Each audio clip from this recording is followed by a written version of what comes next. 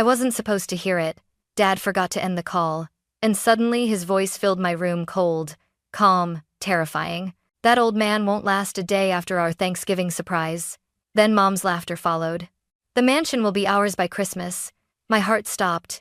They were talking about Grandpa Henry, my billionaire grandfather. For a moment, I thought it was a cruel joke. But then Dad's voice dropped lower.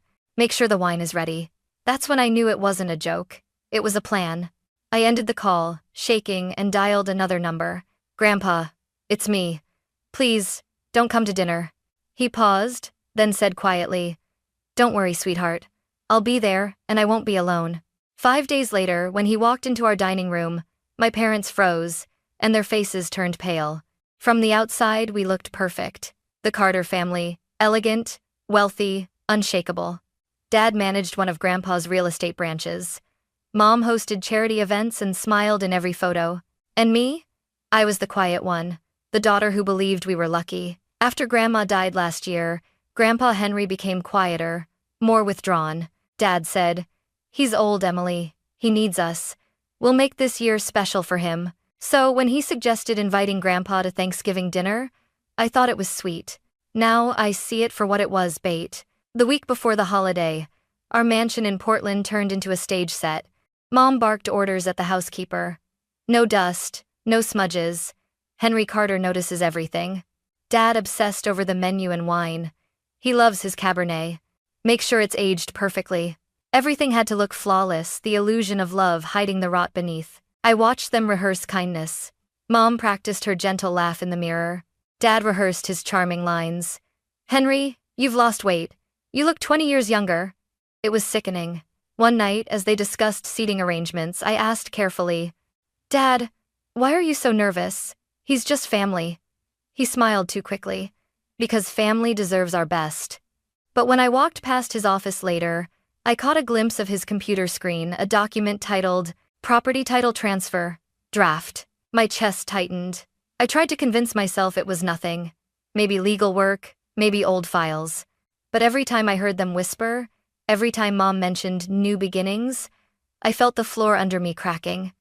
By Tuesday night, Mom said, when Grandpa arrives, you'll pour the first glass of wine for him. You're his favorite, he'll never suspect a thing. I smiled weakly, pretending I didn't understand. But inside, I was screaming. When I lay in bed that night, staring at the ceiling, I realized I couldn't keep pretending anymore. I'd already called Grandpa once, warned him. But now, I needed to trust that he meant what he said, that he'd be ready. And yet, a part of me still hoped I'd be wrong. That maybe, just maybe, my parents weren't as monstrous as I feared. I stared at my phone for almost an hour before I found the courage to call him. My hands were trembling so badly I almost dropped it. When Grandpa Henry answered, his voice was calm, too calm. Emily, sweetheart, it's late. What's wrong, Grandpa? My throat tightened. Please don't come to Thanksgiving dinner. There was silence. Long, heavy. Why not? I took a shaky breath and whispered the words that had haunted me for days. Dad and Mom, they're planning something. Something terrible. I overheard them. He didn't interrupt. He didn't even sound surprised. Tell me exactly what you heard. So I did. Every word. That old man won't last a day after our Thanksgiving surprise. The mansion will be ours. When I finished, my heart was pounding so hard I thought I'd faint. Another pause. Then, softly, You did the right thing, Emily. I'm proud of you. You believe me? I whispered. Of course.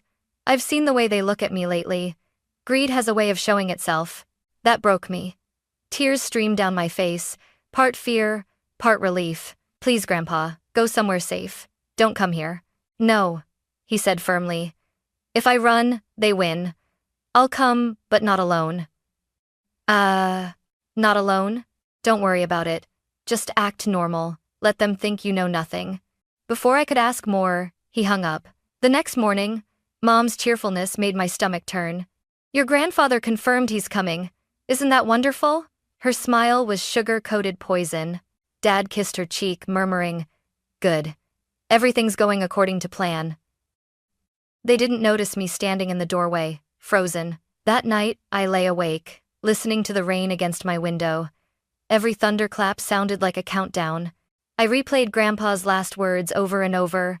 I'll come, but not alone. Who would he bring? A friend? His lawyer? Security? And most importantly, would it be enough? Because something in Dad's tone told me that whatever surprise they had prepared, it wasn't just poison in a glass. It was years of resentment finally boiling over, and in 5 days, it would explode right at our dining table. Thanksgiving morning arrived, but the air in our house felt heavy, poisoned. Mom was humming in the kitchen, a cheerful tune that didn't match the darkness in her eyes. Emily, set the dining table, dear. Everything must be perfect when your grandfather arrives. Her voice was bright, almost glowing like a spotlight on a crime scene. Dad paced near the fireplace, checking his watch every few minutes. He's never late, he muttered. Henry's too proud to keep anyone waiting. Every word dripped with something sharp expectation. Fear? I couldn't tell anymore. The caterers came around noon. The smell of roasted turkey, cinnamon, and butter filled the house. Normally, that scent meant warmth and family. Today, it just made my stomach twist. Mom floated around the kitchen like a performer rehearsing her final act. Wineglasses aligned, she said, adjusting one by millimeters. Candles lit right before he arrives. And Emily remembered a smile. I wanted to scream. Smile? While they planned to kill him? Around 4:30, I slipped into my room to text Grandpa. Are you still coming? Please tell me you're safe. No reply. Minutes turned into an hour.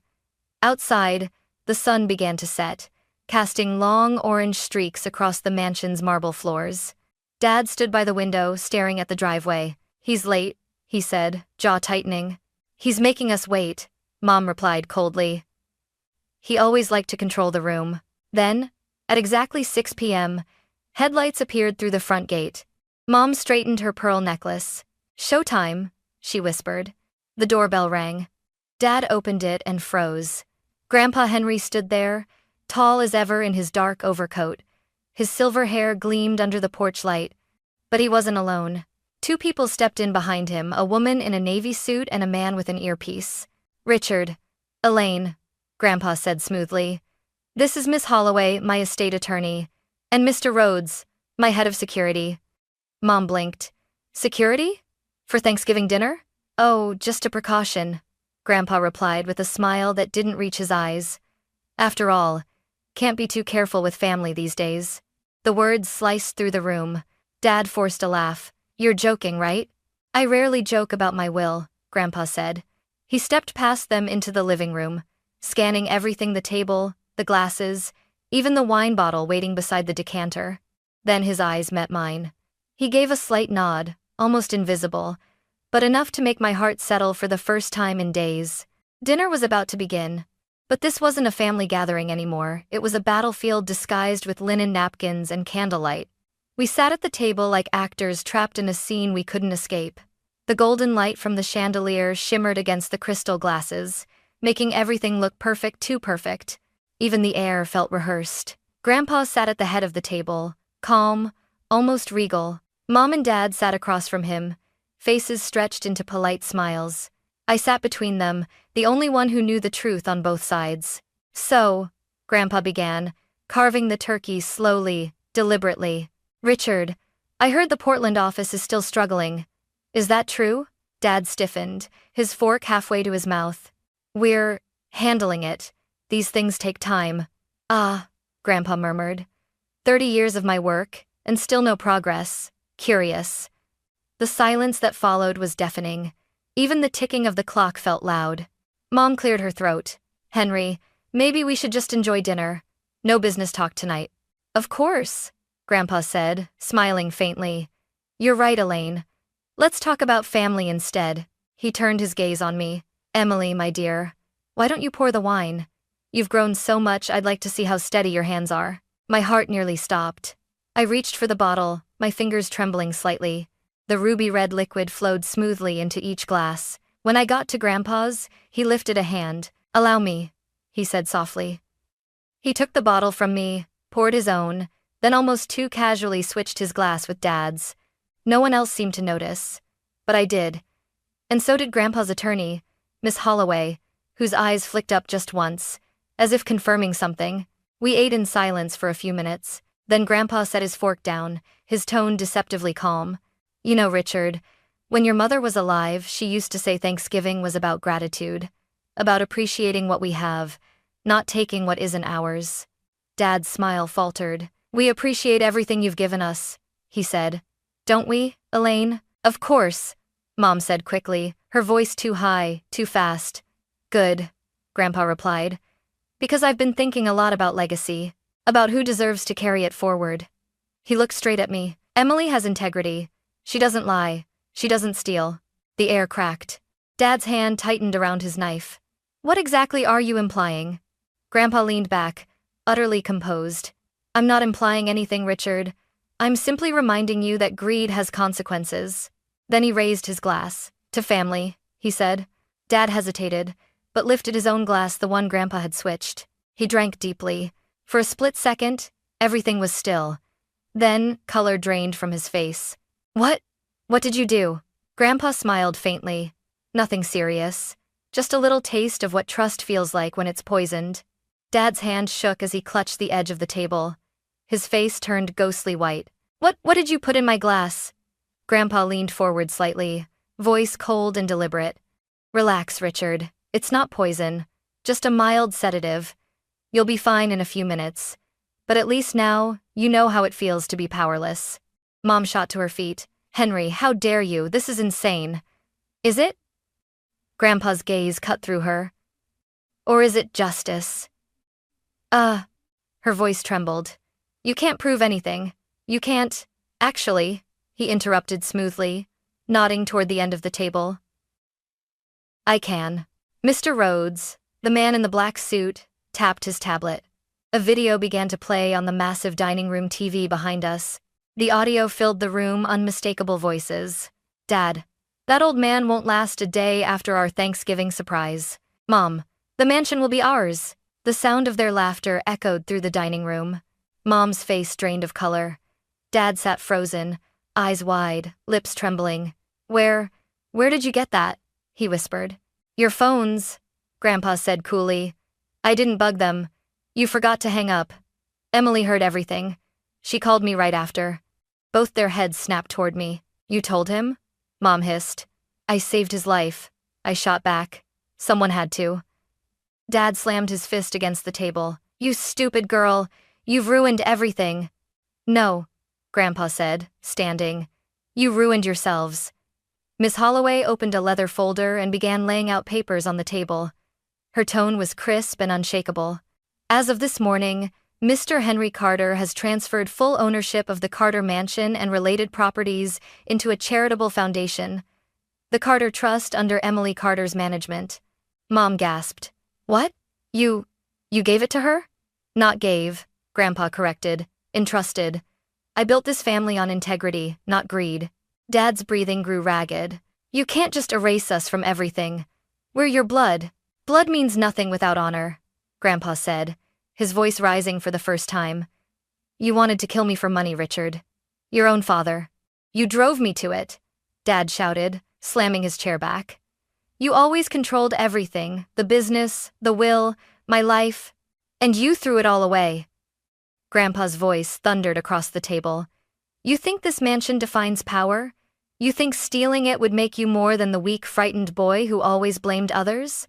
Mom covered her ears, trembling. Stop it, both of you. But Grandpa didn't stop. You wanted my empire? Fine, take it. But you'll live with what you've done. Every paper, every recording, every witness, it's all ready to hand to the authorities. Tears welled in my eyes. I'd never seen him like this, fierce, unstoppable, righteous. Grandpa, please, I whispered. He turned to me, his expression softening. Don't cry, Emily. This isn't vengeance. It's truth. He faced my parents again. You plan to end my life for this mansion. Tonight I end your claim to it. You have nothing here now, not the property, not my trust, not my respect. Dad's voice broke into a plea. Henry, please. We can fix this. You already did, Grandpa said, stepping back. By showing me who you really are. Silence. Just the faint crackle of candles burning low. Mr. Rhodes took a quiet step forward. Mr. Carter, shall I escort them out? Yes, Grandpa said. They no longer belong in this house. Mom collapsed into tears as the guards guided her toward the door. Dad followed, defeated, staring back at me one last time. I met his gaze, and for the first time, I felt no fear, only relief. The front door closed behind them with a hollow, echoing click. Grandpa sank back into his chair, exhausted but calm. "Justice," he murmured, staring into his untouched wine. "That's the real Thanksgiving gift." I reached across the table, took his hand, and whispered, "You didn't just save your life tonight, Grandpa. You saved mine too." The dining room was silent after the door slammed shut. Only the faint clink of the chandelier swaying above us broke the stillness. My parents, my own flesh and blood, had just been escorted out of the mansion like criminals. For a long time, no one spoke. Grandpa sat still, his fingers lightly touching the tablecloth where their glasses had been. Finally, he exhaled. "I never thought I'd have to do that," he said quietly. "Not to my own son." I swallowed hard, my voice trembling. "You did what you had to do." "No," he said, shaking his head slowly. "I did what he made me do." We heard muffled shouting outside. I moved toward the window. In the driveway, Dad and Mom were arguing, faces twisted with rage and shame. Their voices echoed off the stone walls. "You promised it would work," Mom screamed. "You're the one who wanted this," Dad snapped back. "It was your idea to poison him. You agreed. Don't you dare pin this on me." They were tearing each other apart, the perfect couple unraveling under the weight of their own greed. I pressed my hand to my mouth, my heart breaking and burning at the same time. "They're destroying themselves," I whispered. Grandpa joined me at the window, his reflection beside mine in the glass. "Evil never stays united, Emily," he said softly. "It always turns on itself." A flash of red and blue lights pierced the darkness. 2 police cars pulled up by the gate. "I called them earlier," Grandpa said calmly. "Before dinner, just in case." Within minutes, the officers were at the door. One of them, tall, steady, stepped inside. "Mr. Carter, we received your report. Are these the individuals you mentioned?" Grandpa nodded toward the driveway. "Yes, that's my son and his wife. They tried to harm me. You'll find evidence inside." The officers left to speak with them. I watched as my mother's expression morphed from anger to terror when they opened her purse and found the small glass vial, the same powder she had meant for Grandpa's wine. "Elaine Carter, Richard Carter," one officer said, voice firm. "You are under arrest for attempted assault and conspiracy to commit harm." Mom's scream ripped through the cold air as they cuffed her. Dad didn't resist. He just stood there, hollow-eyed, whispering, "Emily, please, tell them." I shook my head slowly, tears spilling down my cheeks. "I can't save you from yourselves." As they were led away, the wind carried her voice back to me. "You ruined this family, Emily." "No," I thought, "you did." When the police cars disappeared down the long driveway, silence returned, the kind that feels heavier than sound. Grandpa put a gentle hand on my shoulder. "You were brave," he said. "Braver than I could have asked for." "It doesn't feel like bravery," I whispered. "It feels like losing everything." "Sometimes," he replied. "You have to lose what's rotten to save what's worth keeping." The candles flickered out one by one, and in that fading light, I realized Thanksgiving wasn't about gratitude anymore. It was about survival. The next morning, sunlight crept into the mansion like it was afraid to enter. Everything was still: the chairs, the plates, the untouched turkey, frozen reminders of what had happened. I walked downstairs to find Grandpa sitting by the fireplace, his reading glasses on, flipping through documents. His expression was calm, but his hands trembled slightly. "Did you sleep?" I asked. He looked up and smiled faintly. I closed my eyes, but my mind didn't rest. Mine neither. The silence between us wasn't empty. It was full of everything we didn't need to say. By noon, the phone began ringing nonstop. Neighbors, journalists, even board members from Grandpa's company. "Billionaire Henry Carter survives alleged poisoning attempt by family," the headlines read. I turned the TV off. He didn't need to see that. Later that afternoon, a detective stopped by with an update. "Mr. Carter," he said, "we've charged both suspects. There's enough evidence for attempted homicide and conspiracy." The video and the powder samples were decisive. I watched Grandpa nod solemnly, like a man accepting both justice and heartbreak at once. "And the daughter?" the detective asked gently. Grandpa smiled softly at me. "She's not a suspect," he said. "She's the reason I'm still alive." When the detective left, I finally broke down. "I don't know how to feel," I whispered. They're my parents, Grandpa. But they tried to kill you. He sighed, closing the folder on his lap. Sometimes, the truth feels cruel. But it's still the truth. And it sets us free even when it hurts. Days passed. Reporters camped outside our gates, hungry for scandal. But Grandpa refused all interviews. Justice doesn't need an audience, he told me. It just needs peace. Meanwhile, Mom and Dad's lawyers reached out for plea negotiations. The prosecutors offered a deal. Lesser charges in exchange for full confession. Grandpa agreed. Not because I pity them, he said, but because I want this to end without hatred. At a security of the Mater face. When the verdict came 2 weeks later, it felt surreal. 3 years probation. 200 hours of community service at a senior care home. They were forbidden from contacting Grandpa or me for 5 years. The tabloids called it lenient. But I knew better. It wasn't mercy. It was consequence, poetic and quiet. That night, Grandpa poured us both tea instead of wine. To truth, he said, raising his cup. And to peace, I added. As the fire crackled beside us, I realized something. Justice isn't loud. It doesn't always punish. Sometimes, it simply restores balance and lets you breathe again. A month later, the mansion felt different, quieter, lighter, like it had finally exhaled after years of holding its breath. Winter had settled over Portland. The gardens were draped in frost, the fountains frozen in mid-splash.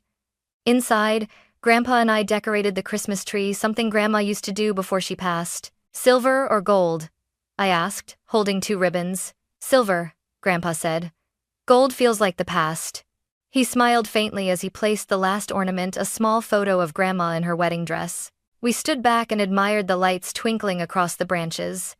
For once, the silence between us wasn't painful. It was peace. After a while, Grandpa handed me a small velvet box. What's this? I asked. Open it.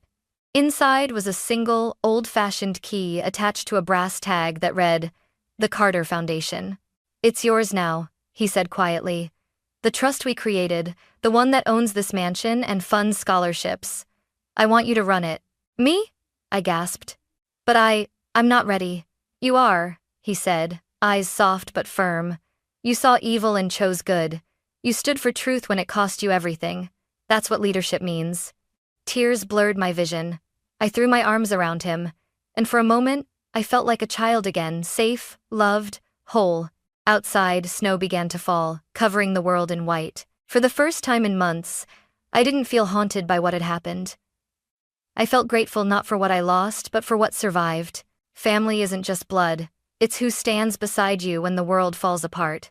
And that night, as the fire burned low and Grandpa dozed in his chair, I whispered a silent promise. I would honor his legacy not with wealth, but with truth. And when the world looked at the Carter name again, they wouldn't see betrayal. They'd see redemption.